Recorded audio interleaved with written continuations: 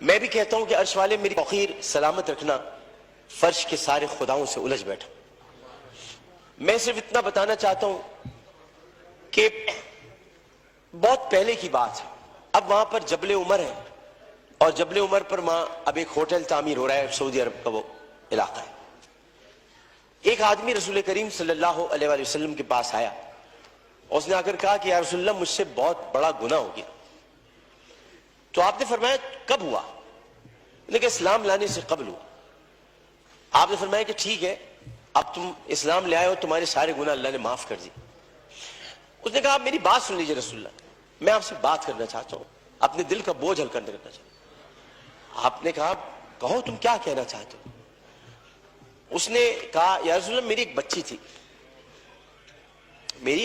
تھی، اور میں اس بچی کو جب وہ 5 سال کی ہوئی تو میں اس بچی کو کہا میں چلو تمہیں جنگل لے کے چلتا ہوں، اور میں اس کو لے کر چلا۔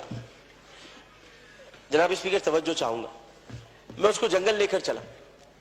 اب میں اس لیے لے کر چلا کیونکہ میری عزت پر حرف آ رہا تھا کہ میرے گھر بچی کیوں پیدا ہوئی۔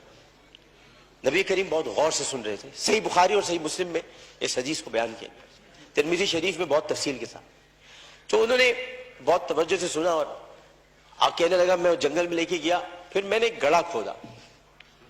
گڑھا کھودنے کے بعد میں نے بچی سے کہا اس میں لیٹ جاؤ۔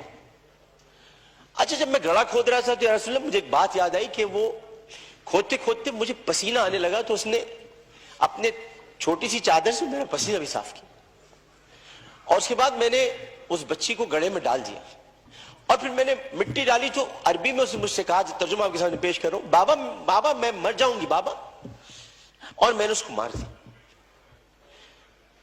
بہت دیر تک خاموشی حجر رسول میں رہی۔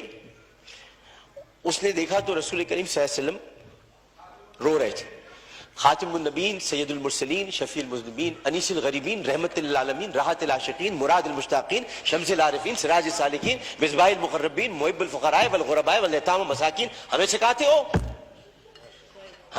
ہو، ہم تو ختم نبوت کے محافظ، ہمیں سکھاتے ہو، سید الثقلین، نبی الحرمین، امام القبلتین، وسیلتنا فی الدارین، صاحب قاب قوسین، محبوب رب المشرقین ورب المغربین، جد الحسن والحسین، مولانا مولا الثقلین، ابی القاسم محمد بن عبداللہ۔ پر درمیان میں نہ بولو، حدیث کے درمیان نہیں بولو۔ اس کے بعد نبی کریم صلی اللہ علیہ وسلم نے یہ کیا کہ ان کے زار و قطار آنسو بہنے لگے، اور انہوں نے کہا کہ قسم اس پروردگار کی جس کے قبضے میں محمد کی جان ہے صلی اللہ علیہ وسلم، اگر تو اسلام نہ لاتا تو میں تجھے سر عام سب کے سامنے تیری گردن اڑواتا۔ یعنی مطلب یہ ہوا کہ نبی کریم نے بہت پہلے بتا دیا تھا کہ بچیوں کے ساتھ ظلم کرنے والوں کو سر عام ان کی گردن کاٹی جائے گی۔ یہ اصول متعین کر دیا تھا محمد مصطفیٰ، یہ سزا متعین کر دی۔ ظلم کرنے والا جناب اسپیکر کوئی صنف نہیں رکھتا، خدا کے لیے اسے مرد نہ کہے، خدا کے لیے اسے عورت نہ کہے۔ ظالم کی صنف نہیں ہوتی، ظالم کی صنف نہیں ہوتی، ظالم نہ مرد ہوتا ہے، ظالم کو مرد نہیں کہتے۔ میرے بھائی نے کہا ہے فیصل بارڈر نے میں نامرد بنا دوں گا، ارے وہ تو ہے ہی نامرد، جو عورتوں کی عزت لوٹتے انہیں کیا نامرد بناؤ، وہ تو ہے ہی نامرد۔ ہم ظالم کی صنف مقرر کر کے معاشرے کو پھر تقسیم کرتے ہیں۔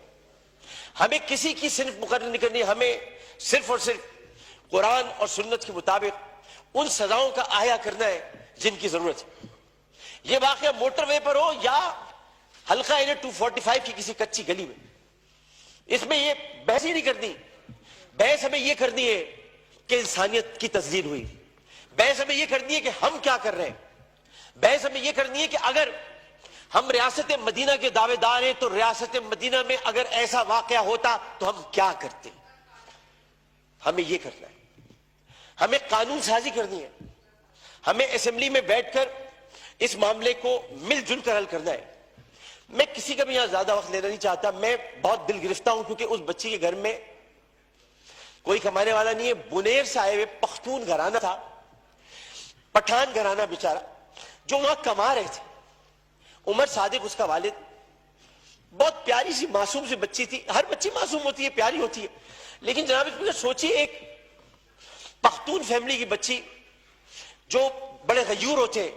میں اپنے تمام پختون بھائیوں سے کہتا ہوں, میں ان سے بڑی محبت کرتا ہوں. غیور قوم ہے, ایک عزت دار قوم ہے, جو آتے بھی ہیں عزت سے کمانے کے لیے, عزت سے جینے کے لیے.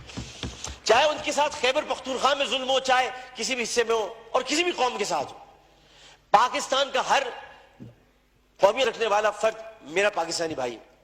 اور میں یہ کہتا ہوں کہ وہ بچی ایک دن جب اس کمرے میں رات بھر اس کو بند کر کے رکھا گیا ہوگا, اور پھر اس کو درندگی کے ساتھ اس کی عصمت دری کرنے کے بعد اس کو جب زندہ جلایا ہوگا, تو کتنی تکلیف ہوئی ہوگی اس معصوم سی بچی مروہ کو. جبکہ قرآن کہتا ہے ان الصفا والمروہ من شعائر اللہ. جب اللہ نے دو پہاڑوں کو, مروہ اور صفا کو, عزت دے دی, تو پھر ان کی عزت کیوں نہ اتاری جائے جنہوں نے پہاڑوں کے نام پر عزت دینے والے پروردگار کی پیدا کی ہوئی مروہ کو بے عزتی کے ساتھ اس کی عصمت دری کی. ان کی عزت کیوں نہ اچھالی جائے, ان کی گردن کیوں نہ کاٹی جائے, ان کو سر عام پھانسی کیوں نہ دی جائے. جناب اسپیکر, میں آپ سے صرف یہ بات کہنا چاہتا ہوں. میں شکریہ ادا کرتا ہوں اپوزیشن بینچز کا بھی, میں شکریہ ادا کرتا ہوں اپنی پارٹی کا, میں سب کا شکریہ ادا کرتا ہوں کہ جو اس وقت اس درد کو سمجھ رہے ہیں, جو درد کو سمجھ کر بات کر رہے ہیں, اور جو نہیں چاہتے کہ اس وقت سیاست ہو. ہم میں سے کوئی نہیں چاہتا, اور جو ان باتوں پر سیاست کرے گا معذرت کے ساتھ, پھر وہ سیاست کر رہا ہے, عبادت نہیں کر رہا. وہ عبادت نہیں کر رہا. یہ اس وقت عبادت کا مرحلہ ہے, اور عبادت صرف 5 وقت پروردگار کے سامنے سر جھکانے کا نام نہیں ہے. عبادت ظالم و جابر حاکم کے سامنے کلمہ حق کہنا بھی ہے, اور عبادت اپنی جگہ پر رہتے ہوئے جو اللہ تعالیٰ نے قوت گویائی عطا کی ہے, اور 5 سوالات جب حشر میں کیے جائیں گے, کہاں سے کمایا تھا, کیسے کمایا تھا, جوانی کہاں گزاری, بولنے کا علم دیا تو بولے کہ نہیں بولے, ما کنت تقول فی ھذا الرجل, اس رسول کے بارے میں تمہارا کیا خیال ہے, کیا جانتے ہو. اس وقت ہماری زبانیں گنگ ہو کر نہ رہ جائے.